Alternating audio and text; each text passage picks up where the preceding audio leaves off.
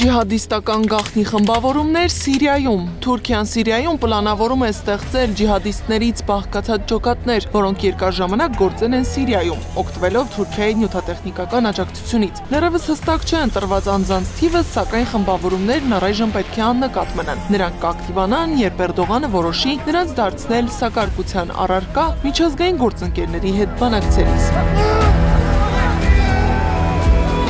Իսկ ինչու Սիրիայում, փորձագետների խոսքով Թուրքիան ուզում է ազդեցությունը մեծացնել այդտեղ, հաշվի առնելով պատերազմի տարիների փորձը։ Թուրքիան ներկայիս փորձում է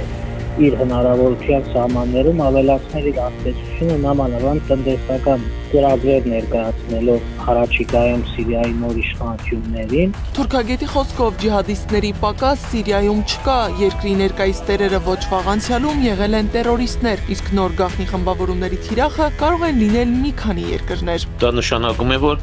հատուկ ջոկատներ են ուզում ստեղծեն, իսկ դա ինչի համար է, կարելի է մտածել, կարող է անգամ Հայաստանի դեմ օգտագործվելու լինի, կամ ավելի շատ այսօրվա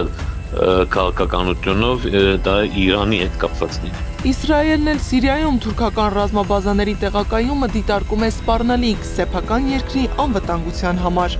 Մենք չենք ցանկանում, որպեսզի Սիրիան որևիցե երկիր գործածի Իսրայելի դեմ որպես հարձակողական ռազմաբազա։ Մենք ցանկանում ենք խուսափել Թուրքիայի հետ ամեն տեսակ բախումից։ Ցանկանում ենք, որ Թրամփի եւ Էրդողանի միջև առկա լավ հարաբերություններն օգնեն մեզ։ Մենք քննարկել ենք, թե ինչպես կարող ենք կանխել Թուրքիայի հետ բախումը։ Ես կարծում եմ, որ Ամերիկայի Միացյալ Նահանգների նախագահից ավելի լավ ընդհանուր եզրեր գտնող մարդ չի կարող լինել։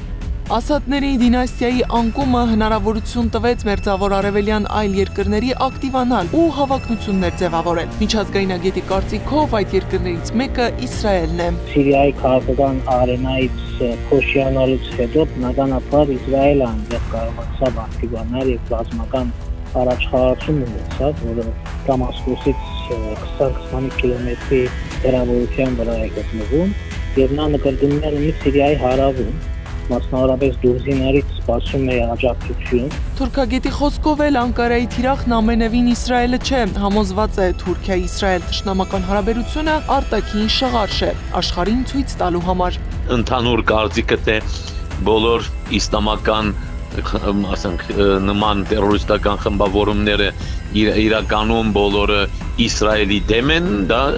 ճիշտ չէ, ընդհակառակը հենց Իսրայելի հետ համագործակցող կամ Իսրայելի կողմից ստեղծված խմբավորումներ կան։ Սիրիան ռեգիոնալ ուժից դարձել է ազդեցության գոտի, ասել է թե այլ երկրների շահերի հատման վայր։ Մասնագետը պնդում է, այլ երկրների հավակնությունները կարող է սանձել միայն Սիրիայի իշխանությունը։ Այլապես այս ճնշումները միջազգային եւ